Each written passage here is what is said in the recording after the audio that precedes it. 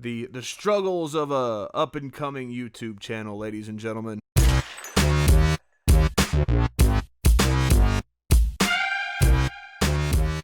And basically, what this is all about was content creators on YouTube having their videos unmonetized. So basically, monetizing means that you get advertising money. You know, I monetize my videos, but you know, I get such a small viewership.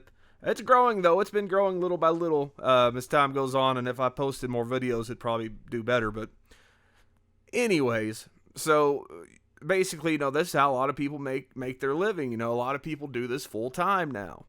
And a lot of these people recently have come out saying, hey, I got this notification saying that my videos had been demonetized. I'm not making money off of them anymore. What gives? So they thought that there was this new policy. Oh my God, YouTube has changed policies on us. You know, they've started these new rules and didn't warn anybody, and now people's money's getting taken away because they're talking about controversial subjects. So what we're going to do here is we're going to take a look at what makes a video advertiser friendly, because here's my thing. This has happened to me before, and that's how I knew it wasn't a new thing. And whenever it happened to me, I believe I talked about it on the podcast, maybe. Chronic Confusion, by the way. You see the address there on your screen. Go check it out on Facebook. Of course, we got the Dubcast YouTube channel where all the episodes go up. Should definitely go check that out. Check us out on social media. But yeah, I did a video on my personal channel here. Man, I don't know. Whenever it was that Ahmed Muhammad kid made that clock in school and got in trouble for it, I made a video talking about that, and the very next day, I went and checked it out to see how it was doing, if it got any views, and I saw that the monetization had been taken away. And that was, I don't know, a year ago, maybe a little less than a year ago, maybe. I deleted the video from my channel because, I mean, fuck it. You know, it really wasn't doing that well, and honestly, I was quick to post that video, and my opinions had changed by that point, so I took it down. But back when it happened, I said, you know, when new channels, when the big channels start to have this happen to them, it's going to be a problem. Like, people are going to raise hell. I knew this was happening, but I never looked at these guidelines. But because, like, I kind of put two and two together with, you know, talking about the Muhammad kid and stuff like that, I was like, well, maybe it's the keyword. So I've been more careful with my keywords since then, and I haven't had the problem again. Not even in this new round of mass flaggings or whatever it is. So the new guidelines, or the guidelines as I think January, content that is not considered advertiser friendly includes, but is not limited to, sexually suggestive content, including partial nudity and sexual humor. That's like most of the good channels on YouTube, like the good funny channels. There's going to be sexual humor. There's going to be suggestive content. The main thing I want to ask about this is what makes YouTube any different than regular television? You know, like, advertisers will advertise all over The Walking Dead and fuck everything on MTV. It's like teenagers sewing skin all over the place.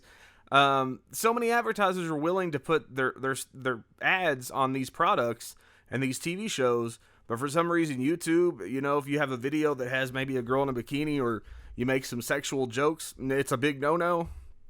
Like, why is YouTube trying to be the family channel? That's what I don't understand. Like, the great thing about YouTube is it's a place where you can put videos up and choose to make money if you want. I mean, this hasn't changed. You can still put all the videos up you want, but you could potentially not make money off of them if that's your thing.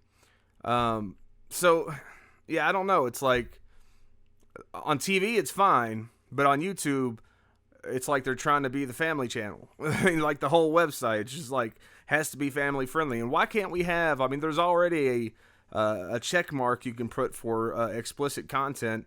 So why not have, open up a whole new invitation to advertisers and say, hey, if you're cool with advertising on more mature content, we're going to put you in this category over here, so that these people that make more mature content can still get their advertisements.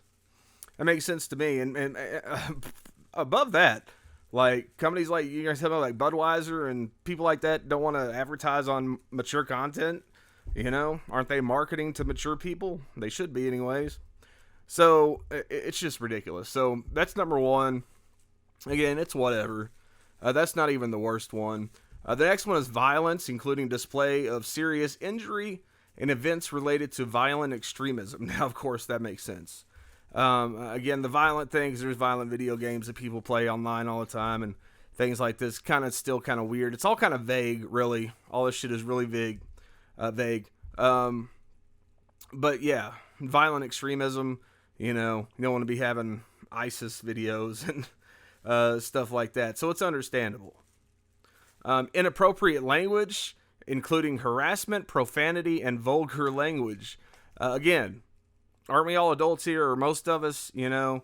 Can't parents regulate more what their kids watch if that's the issue? They want to be family friendly. There is a kids version of YouTube, you know, so that's what your kids should be on, honestly.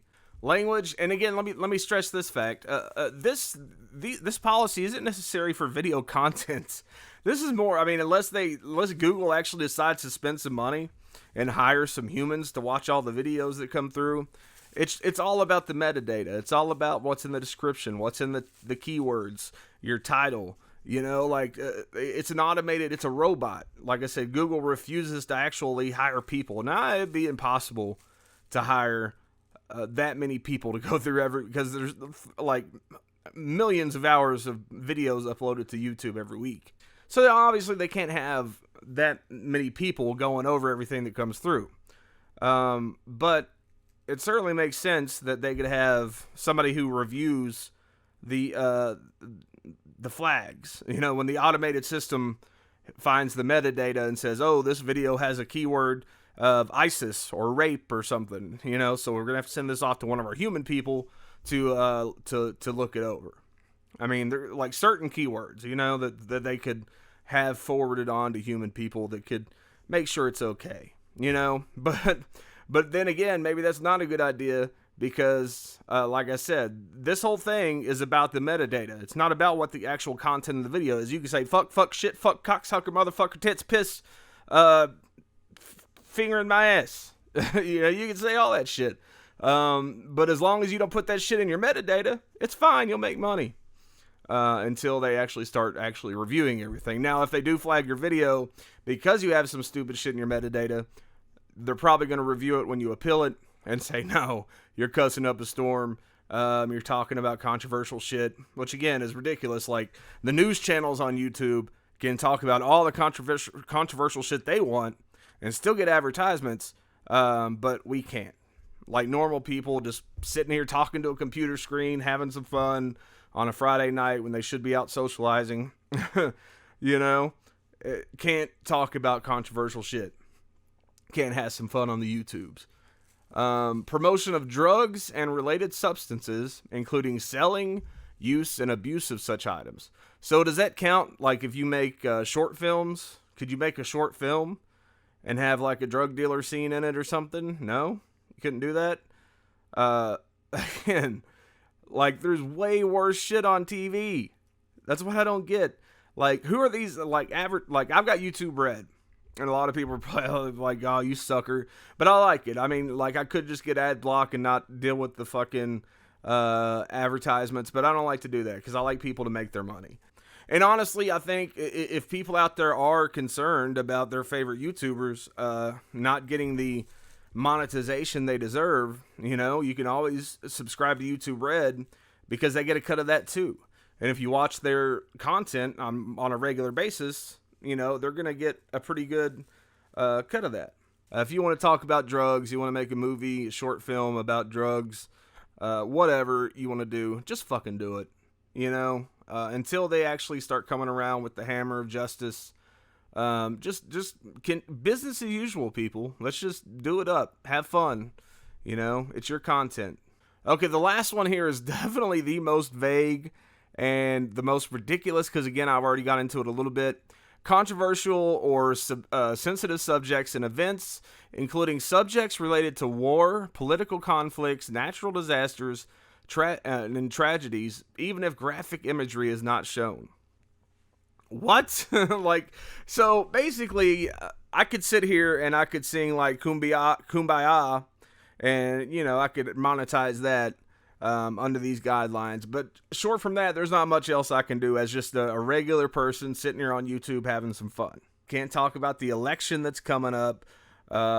Can't talk about stupid shit people are saying on other YouTube videos. This is what made YouTube great, was the ability for just normal people to get on and have their opinions, or to get on and have some fun, to put videos up. Like, it's something that hasn't really been afforded to many people in the past, so now suddenly we have all these rules. Like, again, you don't have to follow these rules. You're just not going to get paid for doing your videos if they catch you. You can do Patreon, or, if people are subscribed to YouTube Red, when they watch your videos, it's just like if they did watch the ads. You might even get more off that. I'm not sure. I don't know exactly how it works. But it's just so vague that it gets the gears in my head to turning. And I get to thinking, like, what if this is kind of their roundabout way to kind of weed out some of the YouTubers that they don't approve of? The people behind the scenes that run YouTube are like, this is all tinfoil hat shit. If I had a tinfoil hat, I'd be wearing it right now. But basically what I'm saying is, hey, if we tell people they can't make controversial videos about sensitive subjects, politics, pretty much covering all this ground in this vague wording, so that no matter what you do, they would have a legal right, or whatever. It's their business. They'd have a legal right anyways. But I'm saying, like, they would have a good reason. They could stifle backlash by saying, well, hey, we got these guidelines here. He violated the guidelines, controversial subjects. So you could do a video praising Donald Trump or something, which I don't. He's an idiot. And if somebody at Google or YouTube doesn't like what you're saying, for whatever reason, they can say, nope, monetization's taken away. If you want to say that shit, take it somewhere else. Or you can say it here. You're just not going to get paid for it, So then all of a sudden, people start getting their videos demonetized, and they're like, fuck this, I'm out. I'm going to go somewhere else, or, I'm just not going to post as much.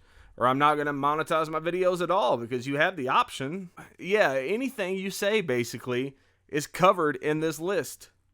Everything that anybody could possibly make a video about is covered in this list, especially in the last bullet point. But every fucking bullet point, I guarantee 98.9% of YouTube covers all these bullet points, unless it's some G-rated, totally vanilla, totally friendly, rainbows and lollipops children's cartoon or something. Fucking Barney the dinosaur, and maybe even that wouldn't even pass all these, when you think about it. So again, it leaves it vague, so that I think when they need to, they have a good reason to take somebody's money away. I guess I don't really have much else to say about it. I'm going to continue doing what I do. I've taken a little break recently, but I'm going to try to start hitting it harder, and start doing more stuff. But yeah, I don't know.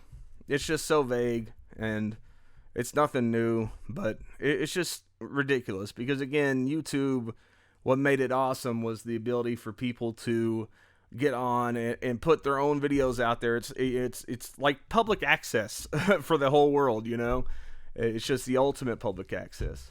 Speaking of the whole YouTube thing, I actually want to suggest anybody out there that likes doing social media that's kind of worried maybe about their views, like, Twitter's been banning people lately, or, Facebook's been silencing non-ultra left-wing political talk, in some cases. So there's a new social media site that's pretty cool. Let me just show it to you. It's called minds.com.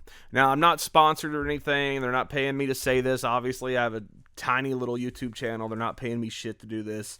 I signed up for it, and I think other people should too. They got video platform. I think, they got the apps there. I don't know if they're ready yet or not, but I know they got them. Video, pretty much everything Facebook and Twitter have, plus they have like a YouTube kind of thing integrated into it. All your favorite YouTubers are starting to go over there and like kind of cross-post videos. I'm going to start doing videos over there exclusively. I'll still do YouTube, but there's going to be stuff over there too that I just kind of do just for that site. It's a cool little system though. Like you get the more you interact with other people, and the more you upload stuff, of course, but the more you interact with other people on the website, the better the chance you have of getting people to notice you and getting eyes on your content. So that's pretty cool. Like they got a point system. Whenever you do anything, you get points, and the more points you have, the better chance you have of getting noticed. It seems all right, you know. I don't know if it'll be a direct competitor to YouTube. I don't know if it'll be that viable just yet, but someday maybe. You know, right now it's kind of still needs some work. A lot of people have tried to start up new social networks, you know, in the past, and it's a hard thing to do. You know, you got to get people online. You need a catchy name, so we'll see if it works out for them. But that's minds.com. I'm on there. Go check it out.